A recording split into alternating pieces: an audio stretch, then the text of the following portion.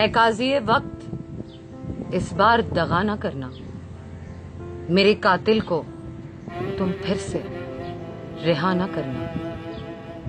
मोजज़ा है कि जिंदा हूं मैं, पर हक को मार दिया है उसने। ये जो घाव हैं मेरे जिस्म पर, इनसे गहरा वार किया है उसने। दिन दिहाड़े खंजर चलाकर कानून को धुतकार दिया है उसने। आंखों देखा झूठ बताकर अदालत को बाजार किया है उसने।